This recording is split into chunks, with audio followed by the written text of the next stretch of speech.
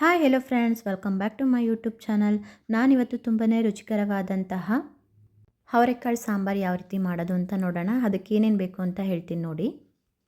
ಅವರೆಕಾಳು 1 ಕಪ್ಪು, ಆಲೂಗೆಡ್ಡೆ, ಬದನೆಕಾಯಿ, ಈರುಳ್ಳಿ, ಟೊಮೆಟೊ ಇಷ್ಟನ್ನು ಕೂಡ ಬೇಯಿಸ್ಕೊಳ್ಳೋದಕ್ಕೆ ತೊಗೊಂಡಿದ್ದೀನಿ. ಸಾಂಬಾರು ಮಸಾಲೆಗೆ ಏನೇನು ಬೇಕು ಅಂತ ನೋಡೋಣ. ಈರುಳ್ಳಿ, ಟೊಮೆಟೊ, ಕರಿಬೇವಿನ ಸೊಪ್ಪು, ಬೆಳ್ಳುಳ್ಳಿ ಹಾಗೆ ಹುಣಸೆಹಣ್ಣನ್ನು ತೊಗೊಂಡಿದ್ದೀನಿ. ಮತ್ತು ಹಸಿ ಕೊಬ್ಬರಿ ಮತ್ತು ಒಣ ಕೊಬ್ಬರಿ ಕೂಡ ತೊಗೊಂಡಿದ್ದೀನಿ. ಸಾಂಬಾರು ಪೌಡರು, ಸಾಸಿವೆ, ಜೀರಿಗೆ ಮತ್ತು ಎಣ್ಣೆ ಇಷ್ಟನ್ನು ಕೂಡ ತೊಗೊಂಡಿದ್ದೀನಿ. ಬನ್ನಿ ಈಗ ನಾವು ಇದನ್ನು ಯಾವ ರೀತಿ ಮಾಡೋದು ಅಂತ ನೋಡೋಣ. ಮೊದಲಿಗೆ ನಾನಿಲ್ಲಿ ತೊಗೊಂಡಿರ್ತಕ್ಕಂಥ ತರಕಾರಿನೆಲ್ಲ ಕುಕ್ಕರ್ಗೆ ಹಾಕ್ಕೋತಾ ಇದ್ದೀನಿ. ಅವರೆಕಾಳನ್ನ ತೊಳೆದ್ಬಿಟ್ಟು ಹಾಕ್ಕೋತಾ ಇದ್ದೀನಿ. ನಂತರ ನಾನು ಇದಕ್ಕೆ ಆಲೂಗೆಡ್ಡೆ, ಬದನೆಕಾಯಿ, ಈರುಳ್ಳಿ ಮತ್ತು ಟೊಮೊಟೊನ ಕೂಡ ಹಾಕ್ಕೋತಾ ಇದ್ದೀನಿ. ಇದನ್ನೆಲ್ಲ ಹಾಕಿದ್ಮೇಲೆ ಬೇಯಿಸ್ಕೊಳ್ಳೋಕ್ಕೆ ಎಷ್ಟು ಬೇಕೋ ಅಷ್ಟು ನೀರನ್ನು ಕೂಡ ನಾವು ಹಾಕ್ಕೊಳ್ಳೋಣ. ನೀರು ಹಾಕಿದ ಮೇಲೆ ನಾನು ಇದಕ್ಕೆ ಒಂದು ಸ್ವಲ್ಪ ಅರಿಶಿನ ಹಾಗೆ 1 ಸ್ಪೂನಷ್ಟು ಎಣ್ಣೆನ ಕೂಡ ಹಾಕ್ಕೋತಾ ಇದ್ದೀನಿ. ನಂತರ ನಾನು ಇದಕ್ಕೆ ಕಾಳೆಲ್ಲ ಬೇಯೋದಕ್ಕೋಸ್ಕರ ಮತ್ತು ರುಚಿ ಬರೋದಕ್ಕೋಸ್ಕರ ಸ್ವಲ್ಪ ಉಪ್ಪನ್ನು ಕೂಡ ಆ್ಯಡ್ ಮಾಡ್ತಾಯಿದ್ದೀನಿ. ಇಷ್ಟನ್ನು ಹಾಕಿಬಿಟ್ಟು ಲಿಡ್ ಕ್ಲೋಸ್ ಮಾಡಿಬಿಟ್ಟು ಒಂದು 3 ವಿಸಿಲ್ನ ನಾವು ಬರೆಸ್ಕೊಳ್ಳೋಣ. ಕಾಳು ಮತ್ತು ತರಕಾರಿ ಬೇಯೋ ಅಷ್ಟರಲ್ಲಿ ನಾವು ಒಂದು ಬಾಣಲಿ ತೊಗೊಂಡಿದ್ದೀನಿ. ಬಾಣಲಿಗೆ ಎಣ್ಣೆ ಹಾಕ್ಕೊಂಡು ಎಣ್ಣೆ ಬಿಸಿ ಆದ ನಂತರ ನಾವು ಅದಕ್ಕೆ ದಪ್ಪ ದಪ್ಪಕ್ಕೆ ಹಚ್ಚಿಟ್ಕೊಂಡಿರ್ತಕ್ಕಂಥ ಈರುಳ್ಳಿನ ಮತ್ತು ಕರಿಬೇವಿನ ಸೊಪ್ಪನ್ನ ಹಾಕ್ಕೋತಾ ಇದ್ದೀನಿ. ನಂತರ ನಾನು ಇದಕ್ಕೆ ಟೊಮೆಟೊ, ಬೆಳ್ಳುಳ್ಳಿ ಇಷ್ಟನ್ನು ಹಾಕ್ಬಿಟ್ಟು ಮಿಕ್ಸ್ ಮಾಡ್ಕೋತಾ ಇದ್ದೀನಿ. ನಂತರ ನಾನು ಇದಕ್ಕೆ ಸ್ವಲ್ಪ ಜೀರಿಗೆನ ಕೂಡ ಆ್ಯಡ್ ಮಾಡ್ತಾಯಿದ್ದೀನಿ. ಈ ಜೀರಿಗೆ ಆ್ಯಡ್ ಮಾಡಿದಾದಮೇಲೆ ಸ್ವಲ್ಪ ಮಿಕ್ಸ್ ಮಾಡ್ಕೊಂಬಿಟ್ಟು ಹುಣಸೆ ಹಣ್ಣು, ಕೊತ್ತಂಬರಿ ಸೊಪ್ಪನ್ನು ಕೂಡ ಆ್ಯಡ್ ಮಾಡ್ತಾಯಿದ್ದೀನಿ. ನಂತರ ನಾವು ಇದಕ್ಕೆ ಒಣ ಕೊಬ್ಬರಿ ಮತ್ತು ಹಸಿ ಕೊಬ್ಬರಿ ಇಟ್ಕೊಂಡಿದ್ವಲ್ಲ ಅದನ್ನು ಕೂಡ ಹಾಕ್ಬಿಟ್ಟು ಮಿಕ್ಸ್ ಮಾಡ್ತಾಯಿದ್ದೀನಿ. ಮಿಕ್ಸ್ ಮಾಡಿದ್ದಾದಮೇಲೆ ಹಸಿ ಸ್ಮೆಲ್ ಹೋಗೋವರೆಗೂ ನಾವು ಅದನ್ನು ಚೆನ್ನಾಗಿ ಫ್ರೈ ಮಾಡ್ಕೋಬೇಕಾಗತ್ತೆ.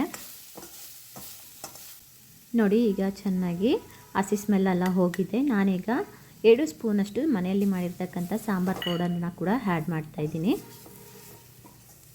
ಆ್ಯಡ್ ಮಾಡಿದ್ದಾದಮೇಲೆ ಒಂದು ಸ್ವಲ್ಪ ಹೊತ್ತು ಮಿಕ್ಸ್ ಮಾಡಿಬಿಟ್ಟು ತಣ್ಣಗೆ ಹಾಕ್ಬಿಡೋಣ. ಈಗ ನಾನು ಅದನ್ನು ಮಿಕ್ಸಿ ಜಾರಿಗೆ ಹಾಕ್ಕೋತಾ ಇದ್ದೀನಿ.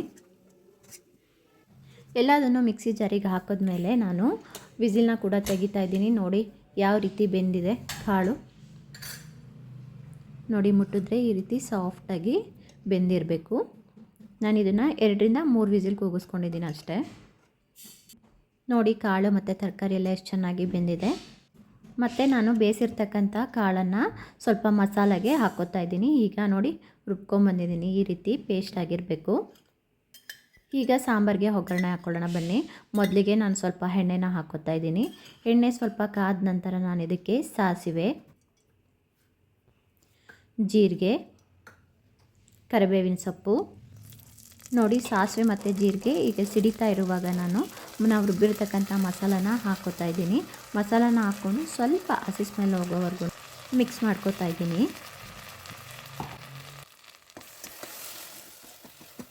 ನಂತರ ನಾವು ಬೇಯಿಸಿಟ್ಕೊಂಡಿರ್ತ ಕಾಳು ತರಕಾರಿ ಎಲ್ಲದನ್ನು ಕೂಡ ಆ್ಯಡ್ ಮಾಡಿಬಿಟ್ಟು ಚೆನ್ನಾಗಿ ಮಿಕ್ಸ್ ಮಾಡಿಬಿಟ್ಟು ಒಂದು ಕುದಿ ಬರೋವರೆಗೂ ಹಾಗೆ ಬಿಡೋಣ. ನಂತರ ನಾನು ಇದಕ್ಕೆ ರುಚಿಗೆ ಎಷ್ಟು ಬೇಕೋ ಅಷ್ಟು ಉಪ್ಪನ್ನು ಸೇರಿಸ್ಕೊತಾ ಇದ್ದೀನಿ. ಏಕೆಂದರೆ ಮೊದಲೇ ಸ್ವಲ್ಪ ಉಪ್ಪು ಹಾಕಿರ್ತೀವಲ್ಲ, ಅದಕ್ಕೆ ನೋಡಿಕೊಂಡು ಉಪ್ಪು ಹಾಕ್ಕೋಬೇಕು. ನಂತರ ನಾವಿದು ಚೆನ್ನಾಗಿ ಕುದಿ ಬರೋವರೆಗೂ ಹಾಗೆ ಬಿಡೋಣ. ನೋಡಿ, ಸಾಂಬಾರು ಕುದಿಯೋಕ್ಕೆ ಸ್ಟಾರ್ಟ್ ಮಾಡಿದೆ. ನಾನೀಗ ಇದಕ್ಕೆ ಸ್ವಲ್ಪ ಬೆಲ್ಲನ ಆ್ಯಡ್ ಮಾಡ್ತಿದ್ದೀನಿ ರುಚಿಗೋಸ್ಕರ. ತುಂಬಾ ಚೆನ್ನಾಗಿರುತ್ತೆ ಸಾಂಬಾರಲ್ಲಿ ಸ್ವಲ್ಪ ಬೆಲ್ಲ ಸಿಹಿ ಆ್ಯಡ್ ಮಾಡಿದ್ರೆ. ಫೈನಲಿ ಸಾಂಬಾರು ರೆಡಿ ಆಯಿತು. ನಾನೀಗ ಲಾಸ್ಟಲ್ಲಿ ಕೊತ್ತಂಬರಿ ಸೊಪ್ಪನ್ನು ಕೂಡ ಆ್ಯಡ್ ಮಾಡ್ತಾಯಿದ್ದೀನಿ.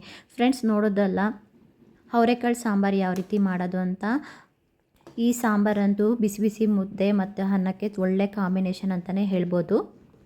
ಫ್ರೆಂಡ್ಸ್, ಇನ್ನೂ ಯಾರೆಲ್ಲ ನನ್ನ ಚಾನಲ್ನ ಸಬ್ಸ್ಕ್ರೈಬ್ ಮಾಡ್ಕೊಳ್ಳದೆ ನೋಡ್ತಾ ಇದ್ದೆ, ಪ್ಲೀಸ್ ಸಬ್ಸ್ಕ್ರೈಬ್ ಮಾಡ್ಕೊಳ್ಳಿ. ಹಾಗೆ ಪುಟ್ಟದೊಂದು ಲೈಕ್ ಮಾಡಿ, ಹಾಗೆ ಕಮೆಂಟ್ ಮಾಡಿ. Thank you.